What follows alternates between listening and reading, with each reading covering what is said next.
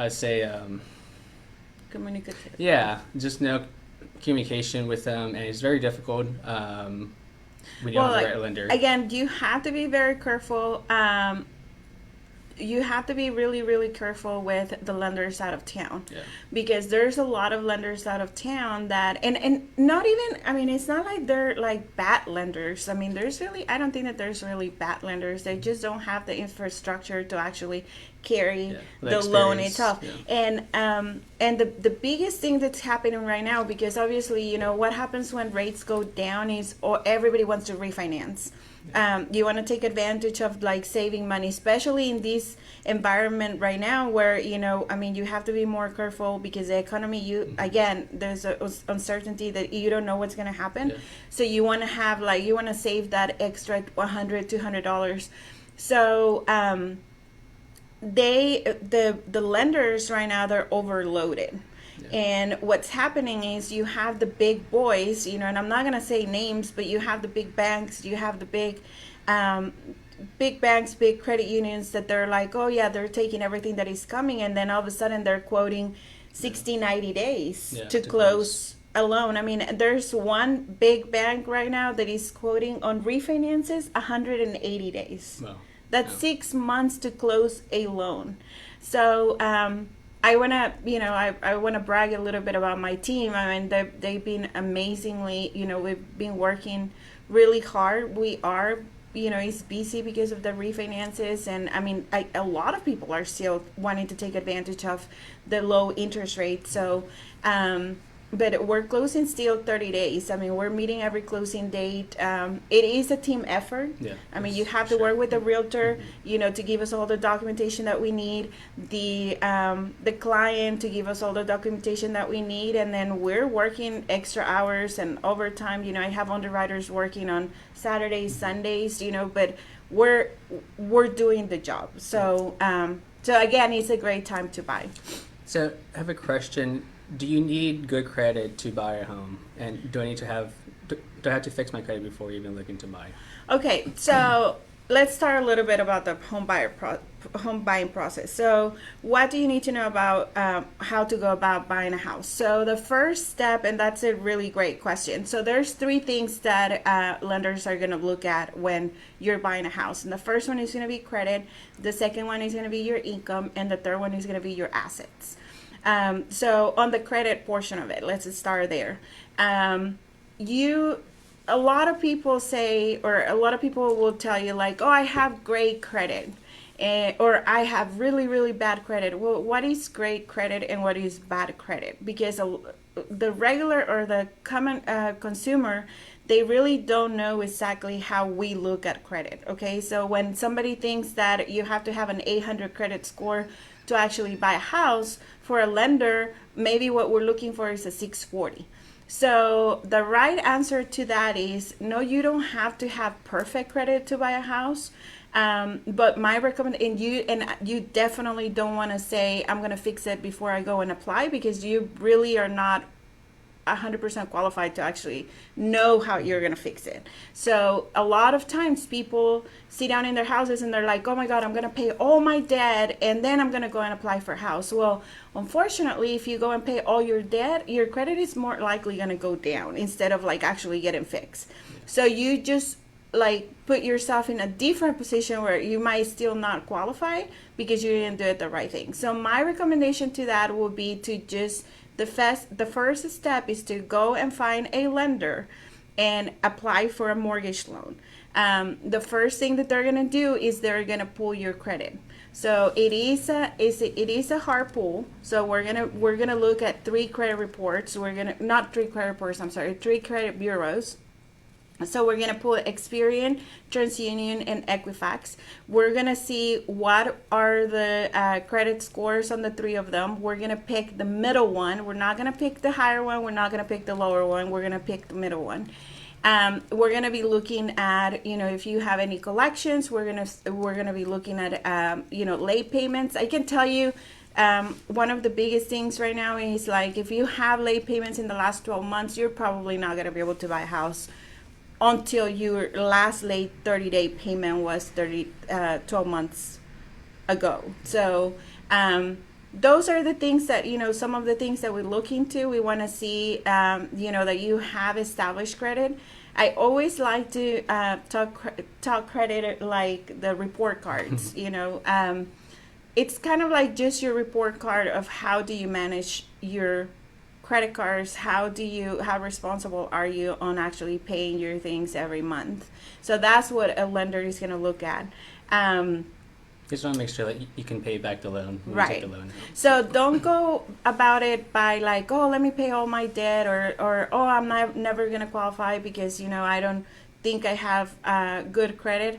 Let a professional, somebody that is going to review your credit, look at it, and then tell you what you can do. Now, here at Home Source Mortgage, what we do is I always tell everybody, like, oh, well, I want to start, the process, but I'm working on my credit. No, let me take a look. Let me take the application. Let me look at where you are financially, and then I will tell you what you need to do. I might not tell you go and find a house right now.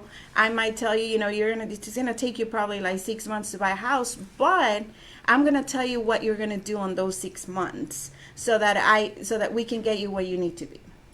Yeah. Is there any other questions? Not yet. Okay, so moving forward. So the first step again is just applying. The other thing that we're gonna look into is your income. There's a lot of also questions about this. So that people think that to buy a house you have to be working on the same job for 10 years, and if not, you can't qualify, and that's not true. So as a lender, what we're gonna be looking at is the last 2 years of your pretty much what you have been doing for the last 2 years. So we want to see definitely consistency. So I don't want to give a loan to somebody that has changed jobs 20 times through a year, and not only changing from company to company, but actually changing like type of jobs. Yeah. So like, let's say you have somebody that was like, I don't know, an assistant, and then went and did retail, and then went and did sell cars, and then like, you want something that is going to be consistent. And the reason why I say this is because Corpus is well known. We have a lot of contract work. So we have a lot, like, for example, welding, that people will like go through different projects in a year. That's okay. I mean, it's a lot of, like, we're gonna check every single job that you have been at.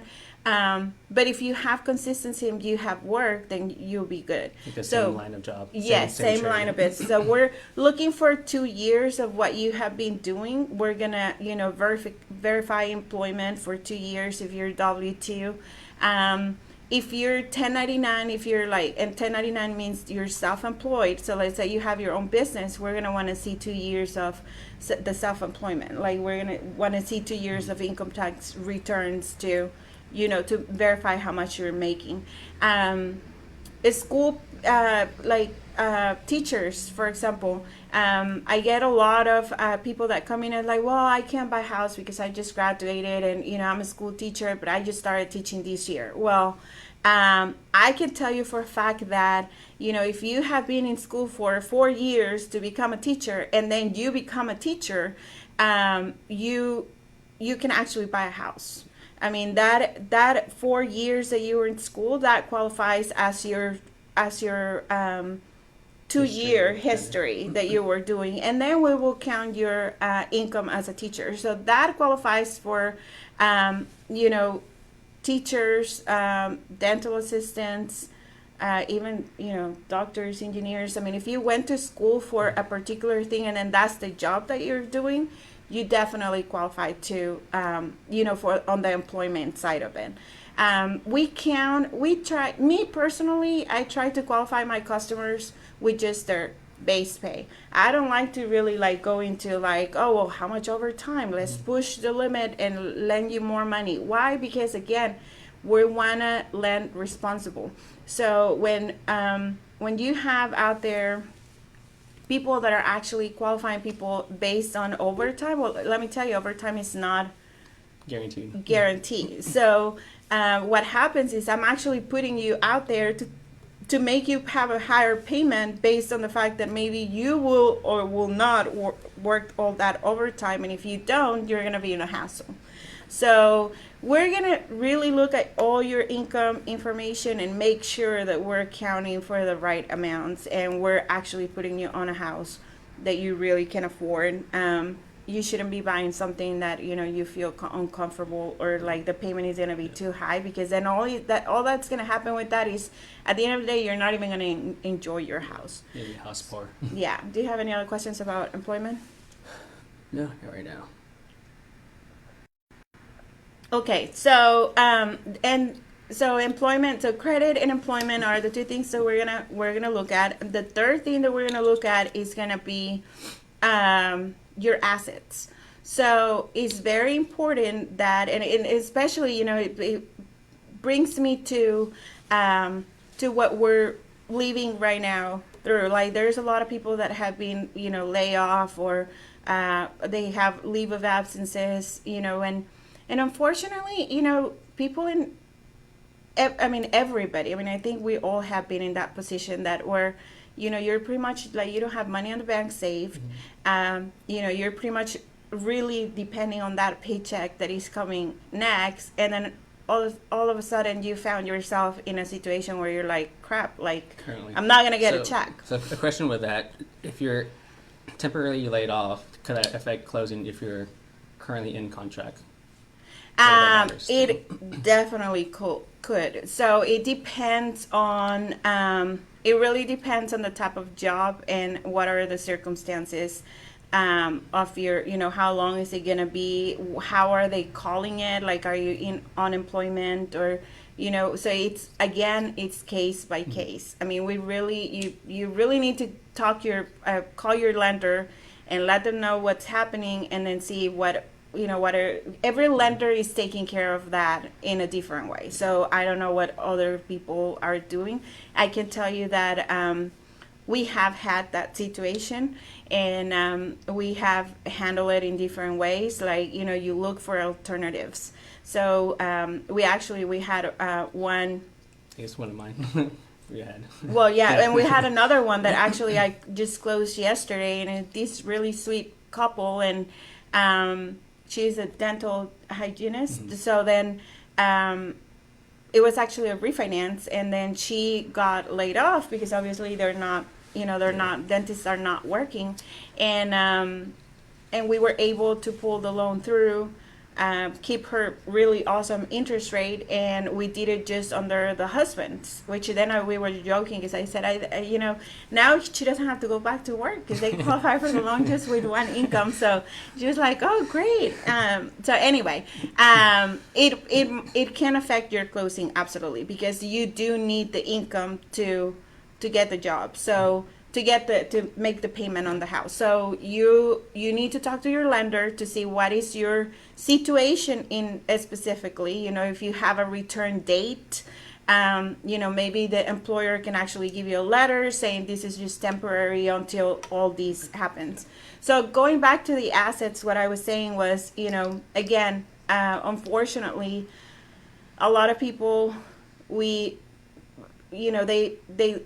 I don't like to say they live paycheck to paycheck, but there's no money on the bank to fall back if something like this happens. So what are the lenders looking at right now?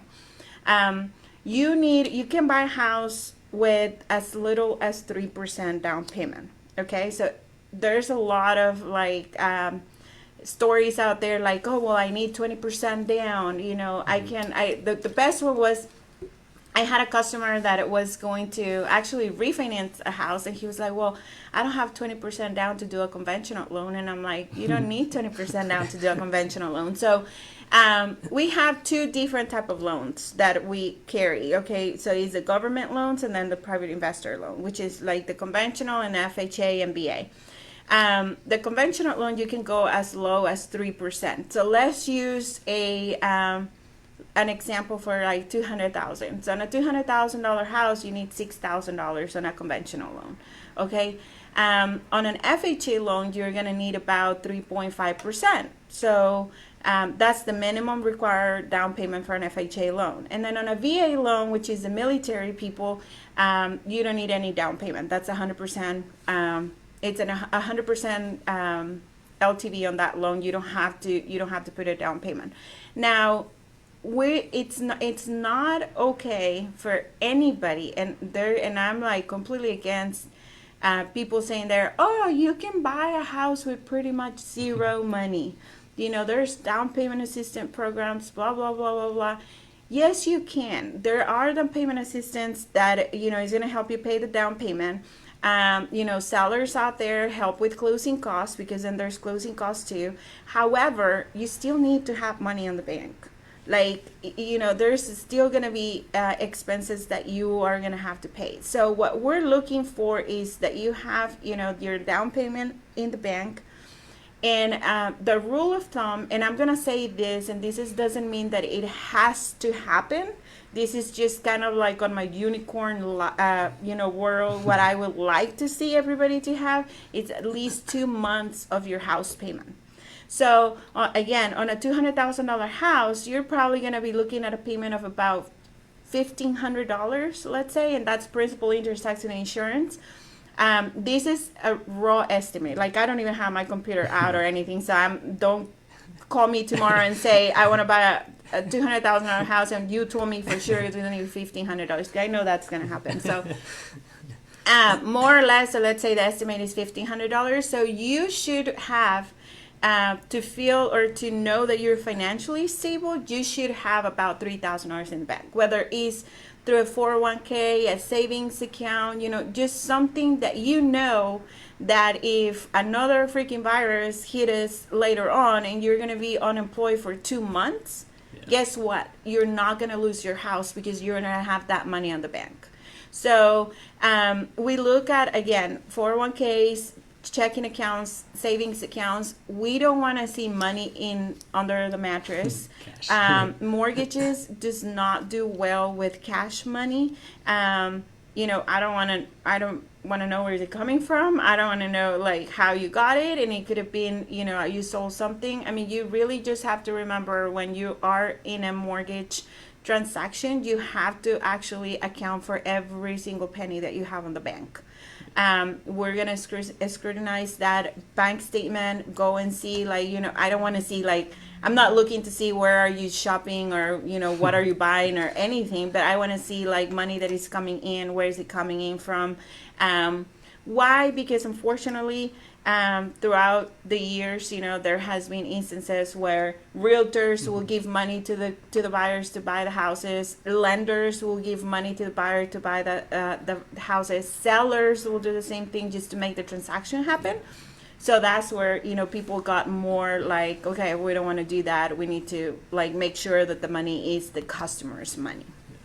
So that takes me to down payment assistance. I've been getting a lot of calls too about down payment assistance because there's a lot of lenders out there that they stop actually doing down payment assistance. There's different type of down payment assistance. There's state mandated, there's city, and then there's some that are private. They're all still in place. It is very how can I say it, we have to be very careful with it, and we're still we are still carrying the programs. I'm still working with people that want to get the down payment assistance. I'm still closing down payment assistance loans for all the people out there wondering. That sounded like I was talking to all my competition, yeah. But we're still doing down payment assistance. But here's the thing with that.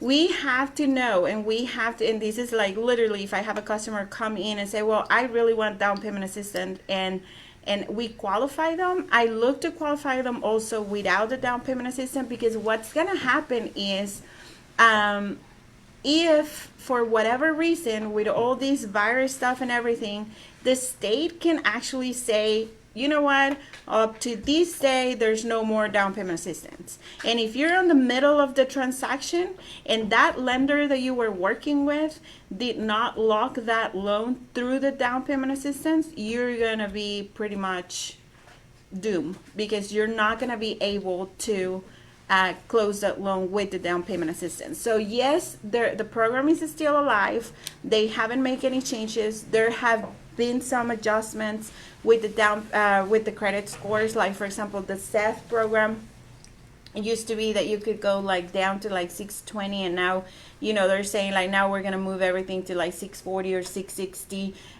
So they're adjusting their rules as well, but they're still available down payment assistance programs. So it's not gone altogether. Any other? The down payment assistance programs usually are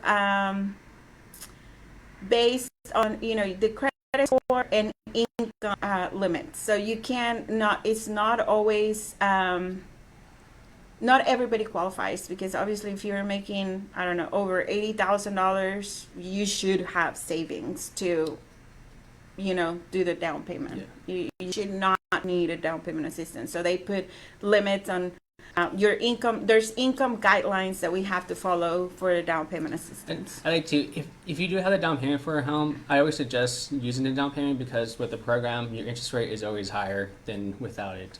Oh, that's true. So the way that I say that, or I explain that with all my customers, like there's no lunch for free. Somebody takes you to lunch is because they want something from you. Don't listen to all the other realtors that invite you to lunch. Yeah, so basically, and again, don't quote me on this because I don't have a rate sheet. I'm just like giving you examples. But usually, I mean, the rule of thumb is if you're buying a house, so let's say you're buying a house today and you get a FHA loan with your own down payment money, and we say your interest rate is going to be like 3.375% interest rate. Well, your payment is going to be $1,500.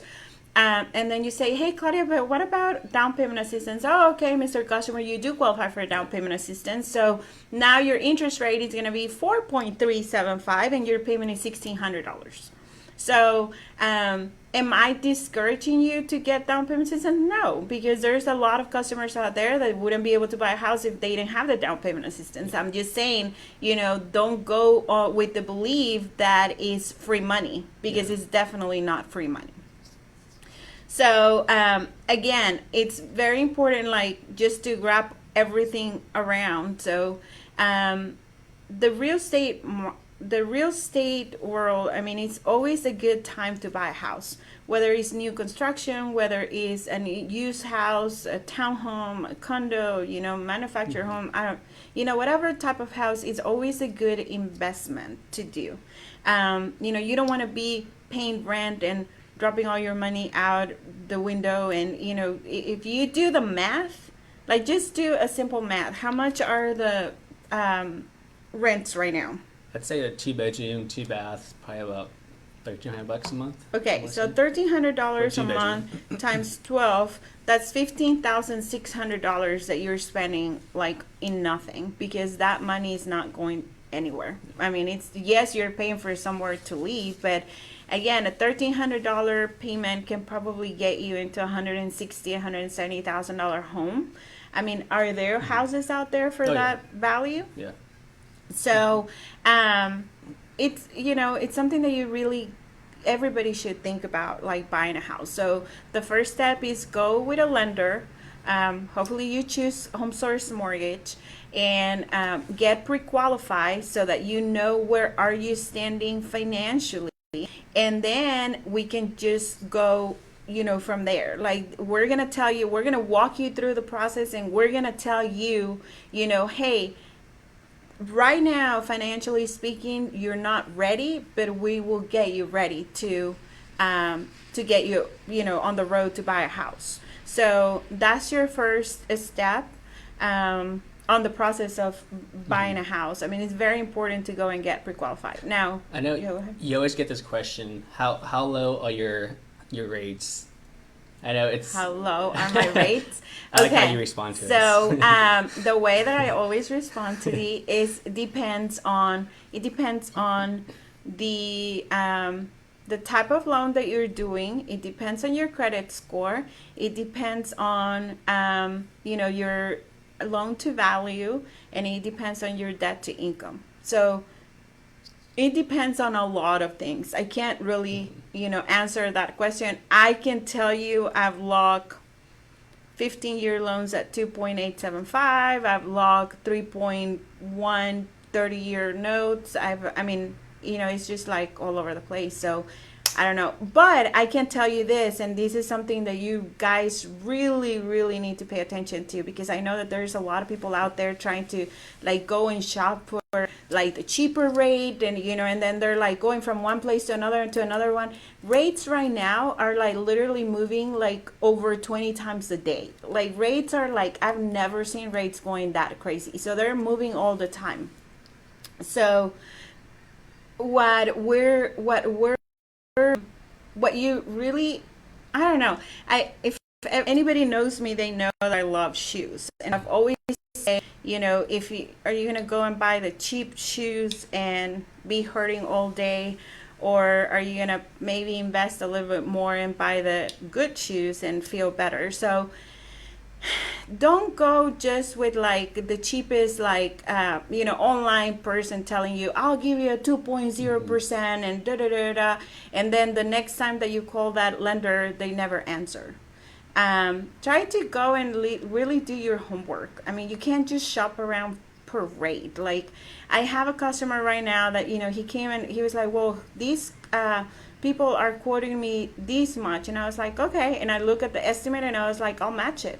He's like, you will match it? I'm like, hell yeah, I'll match it. They're charging you like freaking 2 points. I'm like, I'll do that all day long. He was like, well, what do you mean? I said, well, let me show you the difference. Like rates are so low right now that the difference from going to like a 3.3 to a 3.5 is not even that much a difference for you to like pay hundreds of dollars just to get it down. So just be careful with the rates right now. That it's a perfect time to buy, but you just need to make sure that you're with the right people and that they're actually directing you on the right way. Yeah.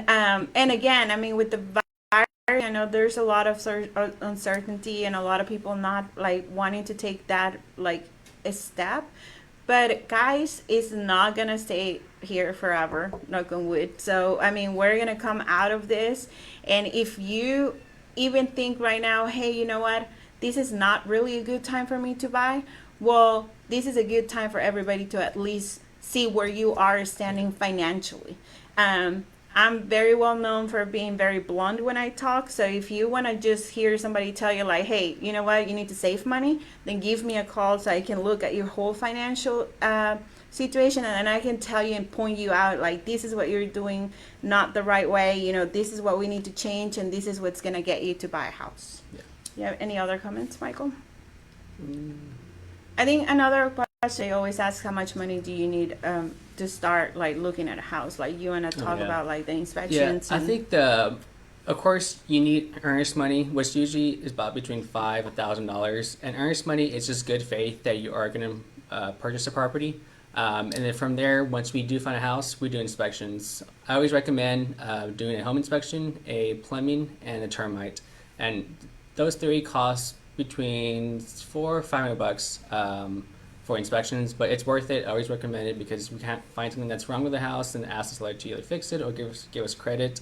So I think total you'd need about $2,000 to actually start the process of buying a home. Now, just to add to that, the earnest money is usually credited back to your down payment. So again, if you go back to the $200,000 example, if you have an FHA loan, so we said 3.5%, that's $7,000 down payment, and he's asking you for $1,000 for the earnest money, then at closing you would only bring the $6,000 difference for your down payment. So it's not like it's an extra cost on top of what you're gonna pay. That's just really like a deposit from the same down payment. Yeah. So if there's no more, we've been doing this class for 3.5 years. 3 years, yeah. Yeah. It's our has first been 3 webinar. years? This is the first one online, and I don't even think that I'm gonna go back and look. I don't like videos, but I sang on the other one that I put, so I was actually singing on video. So I figure, okay, well, let's just do it. But if you guys have any questions, so my phone number is 361-774-0002. It's really easy. And if you have any questions or concerns, or if you recently your lender call you and tell you, hey, I can't do your loan anymore because we changed rules, give me a call and let me take a look at your situation. Again, I'm not here to tell you guys like, oh, I'm doing every single loan that everybody else can't do. That's not what I'm saying. But what I am saying is that, agency has not made the changes yet. So we do have the potential, my company is like the best one out there, and well, one of the best ones. There's a lot of them, but we have a lot of outlets to help people. But again, we're lending responsible, so we're really looking at a case by case, making sure that it makes sense for that person on the financial situation that they are, to make that exception and go through the loan. So if you guys are worried about it, or if the lender out there is like telling you, hey, you no longer qualify, give me a call, because we might be able to actually help you. Yeah. And then what's your phone number? My number is 361-249-4982, and I put in the comments your website, so in case anyone wants to apply, just go online to Claudia's website and she'll get you taken care of. Yeah, if you apply, we'll call you pretty much like right away, let you know how it looks. You can actually, on our application, like when you fill out your application, the first thing that it pops up is your credit score, so you can actually like see it from there. And then you receive a call, and then we'll go over and review your application, and then tell you where you are and what you need to do, and then we can just take it from there. But everybody stay safe. I'm gonna use this to just tell everybody, like, really stay home. I don't understand people that are still like going out there. It's really scary what's happening. So wash your hands, stay home. I'm gonna go and have to disinfect myself. I was too close to Michael, and I don't even know if he has been like out partying or anything. So be safe, everyone, and hopefully we'll be out of all of this mess very soon. Yep.